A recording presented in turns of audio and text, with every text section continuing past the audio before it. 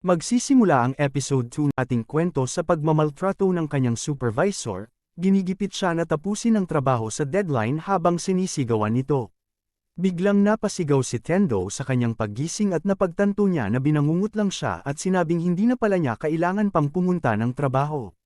Pumunta siya sa balkonahe at masiglang sumigaw ng magandang umaga at sinabing simula ngayon ay 3 taon siyang magbabakasyon at gugulin ang oras na ito para magpakasaya.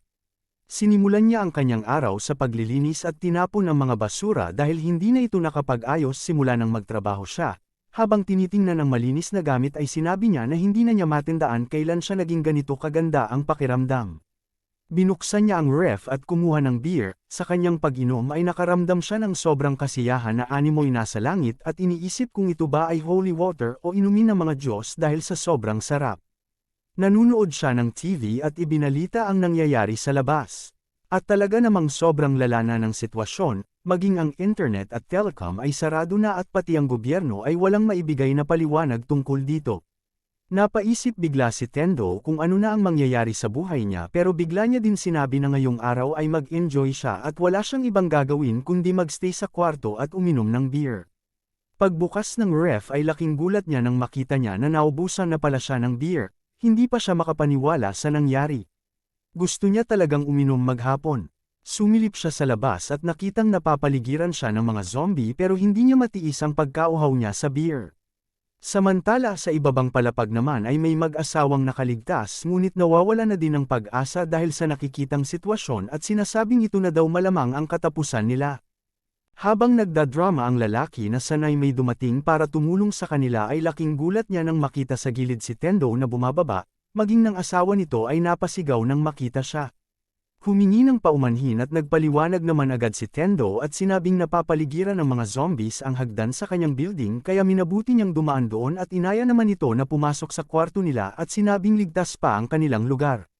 Tinanggihan naman ni Tendo ang kanyang alok dahil lalabas daw siya saglit at magalang siyang nagpakilala. Sumagot naman ang lalaki at sinabing Kesaka ang kanyang pangalan. Nagpaalam na si Tendo sa mag-asawa at tinanong ang mga ito kung may kailangan pa ba sila dahil pupunta siya sa convenience store. Malugod naman silang sumagot at nagpasalamat.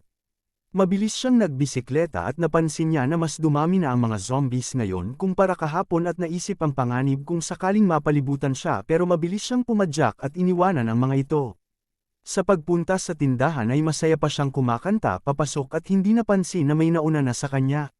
Pagpasok sa tindahan ay may nakita siyang cute na dalaga na umiinom, bigla siyang nahiya dahil baka narinig niya itong kumakanta kanina at baka matakot ito sa kanya. Nahihiyang bumati si Tendo at nakipag-usap sa babae ngunit wala itong pakialam sa kanya. Sinubukan niyang makipagpalitan ng contact number sa babae ngunit tinalakan niya lang ito na ibubuwis niya ang buhay para sa hindi naman kailangan. At ayaw niyang makasama ang ganitong klaseng tao na pwedeng makapagpahamak sa kanya kaya tumatanggi siya na makipagpalitan ng contacts. Sinubukang iligtas ni Tendo ang babae sa mga zombie sa likuran niya ngunit hinayla niya ito pabalik at biglang may bumangga na isang truck na pumasok sa tindahan at binangga ang mga zombies. Pagkatapos iligtas ng babae ay mabilis na itong umalis at naisip ng binata ang mga sinabi sa kanya. Hindi naman maiwasan ni Tendo na humanga sa pagkaastig at ganda ng dalaga at iniisip kung magkikita pa kaya silang muli. Nang pauwi siya ay hinabol siya ng zombie ngunit malas niya dahil nasira na ang bike na sinasakyan niya at sakto ay may nakita siyang scooter na nakaparada at ginamit niya ito.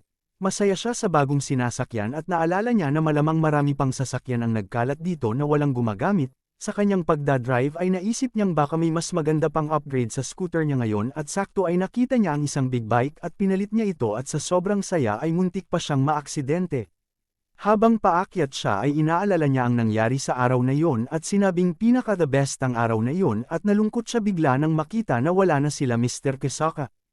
Habang nasa kwarto at umiinom ay puro zombie pa din ang napapanood sa balita, dito ay naisip niya ang walang kasiguraduhan sa buhay at napakaikli nito para gawin ang lahat ng bagay na gusto at naalala niya na noong bata pa siya ay lagi siyang nagdadahilan sa mga bagay na hindi niya magawa hanggang sa tuluyan na siyang walang magawa habang sinusulat niya ang mga gusto niya na nagawa na.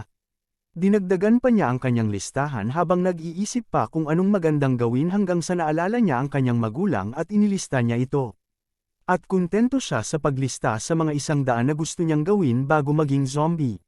Sa kabilang banda bago ang araw na nagkita sila Tendo at ang babae ay makikita natin ang seryosong dalagang ito na paggising ay nag-exercise at todo alaga sa kanyang katawan, at inililista niya naman ang mga 100 na gagawin para hindi maging zombie mga bagay na taliwas sa ating bida.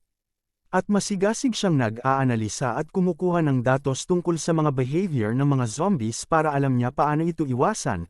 Makikita na ginagawa niya ang lahat para makaiwas sa panganib. Pumunta siya sa tindahan para makapag-imbak ng mga kakailanganin. Makikita dito na puro mga importanteng bagay lang ang kinukuha niya at iniwasan pa niya ang mochi na mukhang gusto niya pero iniisip na makakasama ito sa kanyang kalusugan. Dito ay nakita na niya pala si Tendo bago pumasok, at pinilit lang na deadmayan ito. Nakita niya na walang pakialam sa paligid ang binata at hindi alintala ang panganib kaya kailangan niya itong iwasan. Iniisip din niya na paano siya nakaligtas sa ganitong klaseng galawan niya. Sa pag-alis ng dalaga ay narinig niya ang busina ng sasakyan at nakita niya nga sa camera niya na papalapit na ito sa kanila at walang kontrol. Sinadya pala niya kanina na lumapit ang mga zombies sa kanya upang matiming ang mga ito sa paparating na sasakyan para ibunggo sila.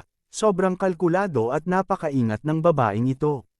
Sa kanyang pag-uwi ay sinabi na ayos na lahat ng kailangan niya at bumalik sa computer para pag-aralan ang datos na nakuha. Na-record niya si Tendo na malaya at masaya na kumakanta at napaisip na sino ba namang tao ang magiging masaya sa alak sa ganito kalalang sitwasyon. Naalala niya ang Sakura Mochi na iniwasan niya dahil nakalista pala ito sa mga bawal niyang kainin at nagsisi na sana ay kinuha niya na lang ito. Makikita na napaka-boring ng buhay ng dalaga at napaka-strikto sa sarili upang mapanatiling malusog ang pisikal at mental nito. At dito nagtatapos ang ating episode 2. Sana ay nag-enjoy kayo.